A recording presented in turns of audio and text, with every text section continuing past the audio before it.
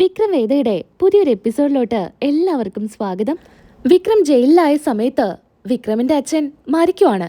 മരിക്കുന്നതിന് മുൻപേ ഒരു നോക്ക് കാണാൻ പോലും വിക്രമിന് സാധിക്കാത്തതിന്റെ സങ്കടം അത് വലുതായിരിക്കും.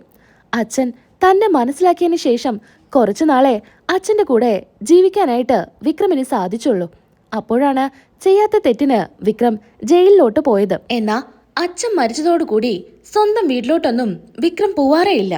അമ്മയെ കാണാൻ ഇടയ്ക്കും തലയ്ക്കും ഒന്ന് പോവെന്നല്ലാതെ വിക്രം അവിടെ പോയി ഒരു ദിവസം പോലും നിൽക്കാറില്ല. അങ്ങനെ ഇരിക്കെയാണ് അച്ഛൻ മരിച്ചിട്ട് ഒരു വർഷം തികയുന്നത്. അന്ന് അച്ഛന് വേണ്ട കർമ്മങ്ങളെല്ലാം മക്കളും മരുമക്കളും ചേർന്ന് നടത്തണമെന്ന് കമലയ്ക്ക് നിർബന്ധമായിരിക്കും. അതിനായിട്ട് വേദയെയും വിളിക്കണമെന്ന് കമല തീരുമാനിക്കുന്നുണ്ട്.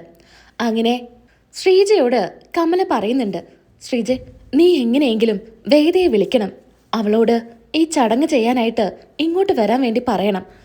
മാഷിന് അവളെ ഒത്തിരി ഇഷ്ടമായിരുന്നു. ഒരു പെൺമക്കളില്ലാത്ത സ്ഥാനത്താ അവളെ കണ്ടിരുന്നത്. ഒരു കുഞ്ഞുണ്ടാവാൻ പോവാണെന്നൊക്കെ അറിഞ്ഞപ്പോൾ മാഷ് ഒരുപാട് സന്തോഷിച്ചിരുന്നു. മാഷ് എപ്പോഴും പറയുമായിരുന്നു, വേദ വന്നതിന് ശേഷം വിക്രമിന് ഇതുപോലുള്ള മാറ്റങ്ങളൊക്കെ സംഭവിച്ചതെന്ന്. വേദയാണെങ്കിലും അച്ഛൻ്റെ ഇഷ്ടം പോലെ അവനെ വീണ്ടും പഠിക്കാനായിട്ട് പറഞ്ഞു വിട്ടു. എക്സാംസ് എഴുതിച്ചു. അതിനിടയിലല്ലേ ഇങ്ങനെയൊക്കെ സംഭവിച്ചത്. അവരുടെ ആത്മാവിന് ശാന്തി കിട്ടണമെങ്കിൽ വേദ കൂടെ വന്ന് എല്ലാ ചടങ്ങും നടത്തണം. എന്നാലേ ആത്മാവിന് ശാന്തി കിട്ടൂ. ശ്രീജെ, നീ അവളെ ഒന്ന് പോയി കണ്ട് നേരിട്ട് തന്നെ കാര്യങ്ങളെല്ലാം പറഞ്ഞ് കൂട്ടിക്കൊണ്ടു വരണം. ആ അമ്മേ, ഞാനെന്തായാലും വേദയെ പോയി കാണാം എന്ന് ശ്രീജ പറയുന്നുണ്ട്. അങ്ങനെ വേദയെ കാണാനായിട്ട് ശ്രീജ ചെല്ലുന്നു. ശ്രീജയെ കാണുമ്പോഴേക്കും ഒരുപാട് സ്നേഹത്തോടു കൂടി പഴയ പോലെ തന്നെ വേദ സംസാരിക്കുകയൊക്കെ ചെയ്യുവാണ്. ചേച്ചി എന്താ പെട്ടെന്ന് ഇങ്ങോട്ട് വന്നേ? ഞാനൊരു കാര്യം പറയാനായിട്ട് വന്നതാ. എന്നെ അമ്മ വിട്ടതാ. അച്ഛൻ്റെ ഒരു കൊല്ലം തികയല്ല. ആ സമയത്ത് മക്കളും മരുമക്കളും എല്ലാവരും ചേർന്ന് അച്ഛന് വേണ്ട കർമ്മങ്ങളെല്ലാം ചെയ്യണമെന്നാ അമ്മ പറയുന്നേ. അമ്മയ്ക്കത് വലിയ ആഗ്രഹമാണ്. വിക്രം ഇപ്പം ജയിലിൽ നിന്ന് ഇറങ്ങിയതല്ലേ, അപ്പോൾ നിങ്ങളെല്ലാവരും ചേർന്ന് വേണം ആ ചടങ്ങ് നടത്താൻ. ചേച്ചി, ഞാൻ എന്തായാലും വരുന്നില്ല. എനിക്കെന്തായാലും വിക്രമിനെ കാണാൻ തീരെ താല്പര്യമില്ല. അതുകൊണ്ട് ഞാൻ എന്തിനാ അങ്ങോട്ട് വരുന്നേ?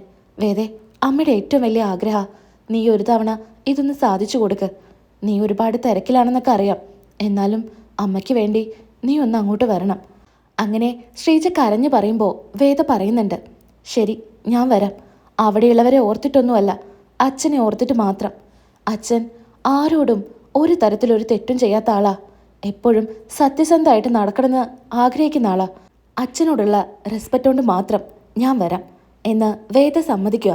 അങ്ങനെ സന്തോഷത്തോടു കൂടി ശ്രീജ ഇറങ്ങാൻ നിൽക്കുക. ചേച്ചി, ഒന്നും കുടിക്കാതെ പോവാണോ? ഒന്നും വേണ്ട മോളെ, നീ വരാന്ന് പറഞ്ഞല്ലോ, അത് തന്നെ എനിക്ക് വലിയ സന്തോഷം. അങ്ങനെ ശ്രീജ അവിടെ നിന്ന് പോകുന്നുണ്ട്. വിക്രമിനോടും ഇക്കാര്യം പറയുന്നുണ്ട്. ചടങ്ങ് സമയത്ത് എല്ലാവരും കാത്തിരിക്കുന്നത് വിക്രമിനെയും വേദയെയും ആയിരിക്കും. വിക്രം വന്നാലും വേദ വരുമോ എന്നുള്ള സംശയത്തിലാണ് കനക നിൽക്കുന്നത്. ശ്രീജയോട് വീണ്ടും ചോദിക്കുന്നുണ്ട്, ശ്രീജെ, അവള് വരില്ലേ? അവള് വന്നാലേ ചടങ്ങുകൾ നടത്താൻ പറ്റൂ. അതുകൊണ്ടാ തിരുമേനി എല്ലാ കാര്യങ്ങളും ഒരുക്കിക്കൊണ്ടിരിക്കുമായിരിക്കും. അങ്ങനെ വേദ ഒരു അർജന്റ് മീറ്റിംഗിലായിരിക്കും. മീറ്റിങ്ങിനിടയിലും വേദയുടെ മനസ്സ് ഇവിടെയായിരിക്കും. ചടങ്ങിന് കൃത്യസമയത്ത് എത്തണല്ലോ എന്നായിരിക്കും വേദയുടെ മനസ്സിൽ. വീണ്ടും കമല ഇങ്ങനെ ആദ്യോടുകൂടി നിൽക്കുന്നുണ്ട്. ശ്രീജെ, ഉറപ്പല്ലേ? വരില്ലേ? ആ അമ്മേ, എന്തായാലും വേദ വരും, എനിക്ക് ഉറപ്പാ. അവളെനിക്ക് വാക്ക് തന്നതാ, വരാതിരിക്കില്ല. അമ്മ പേടിക്കാതിരിക്കുക, അവൾ വന്നോളും എന്നൊക്കെ ശ്രീജ പറയുന്നുണ്ട്. എന്നാ നന്ദിനി പറയുന്നുണ്ട്, എനിക്ക് തോന്നുന്നില്ല വരുമെന്നൊന്നും. അവള് വലിയ കളക്ടറല്ലേ, എന്തൊക്കെ തിരക്ക് കാണും. അതിനിടയിൽ ഇങ്ങോട്ട് വരാനൊന്നും സമയം കിട്ടുമെന്ന് എനിക്ക് തോന്നുന്നില്ല. അങ്ങനെ പറയല്ലേ, എന്തായാലും വേദ വരുമെന്ന് ശ്രീജ പറയാ. പിന്നീടായിട്ട് മീറ്റിംഗ് കഴിഞ്ഞതിന് ശേഷം പറയുന്നുണ്ട്, എനിക്ക് ഇന്ന സ്ഥലത്തോട്ട് പോകണമെന്ന്. മാഡം, ഒരു 1.5 മണിക്കൂർ എടുക്കും. ഇപ്പോൾ അവിടെ റോഡ് പണിയൊക്കെ നടക്കുന്നതാ, അതുകൊണ്ട് കുറച്ച് സമയം എടുക്കും.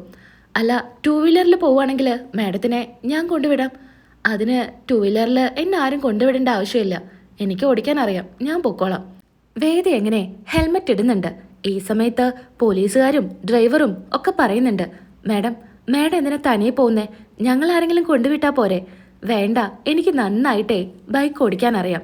അതുകൊണ്ട് പിന്നെന്തിനാ നിങ്ങൾ എൻ്റെ കൂടെ വരുന്നേ? പിന്നെ ഇതെൻ്റെ പേഴ്സണൽ കാര്യമാണ്. ഇനി എൻ്റെ പുറകെ പോലീസ് ജീപ്പ് ഒന്നും എടുത്ത് വരണ്ട.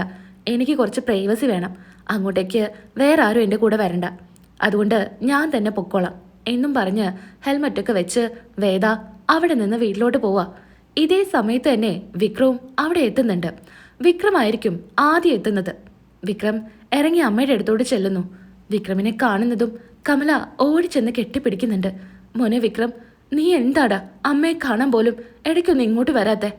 ഇങ്ങോട്ട് വന്നാല് എനിക്ക് എൻ്റെ അച്ഛൻ്റെ ഓർമ്മ വരും. അതുകൊണ്ടാ പിന്നെ ഞാൻ ഇങ്ങോട്ട് വരാത്തെ.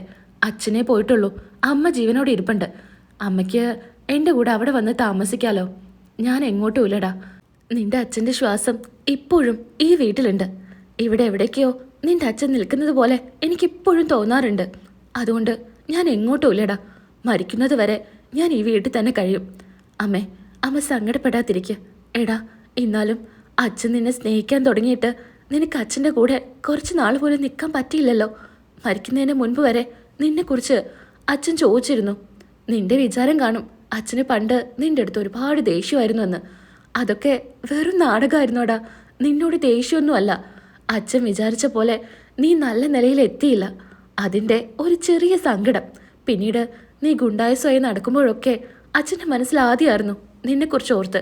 പിന്നീട് വേദ പറഞ്ഞത് കേട്ട് നീ പഠിക്കാനും ജോലിക്കായിട്ടൊക്കെ ട്രൈ ചെയ്യുന്ന കണ്ടപ്പോൾ അച്ഛന് എന്തെന്നില്ലാത്ത സന്തോഷമായിരുന്നു. പക്ഷെ അതിന് ആയുസ് നീട്ടി കൊടുത്തില്ലല്ലോ. അപ്പോഴേക്കും നീ ഇങ്ങനൊരു ചതിയിൽ പെട്ടുപോയില്ലേ. അമ്മേ, വേദയുടെ കാര്യം ഇനി ഇവിടെ പറയണ്ട. അവളെക്കുറിച്ച് കേൾക്കാനേ എനിക്ക് തീരെ താല്പര്യമില്ല.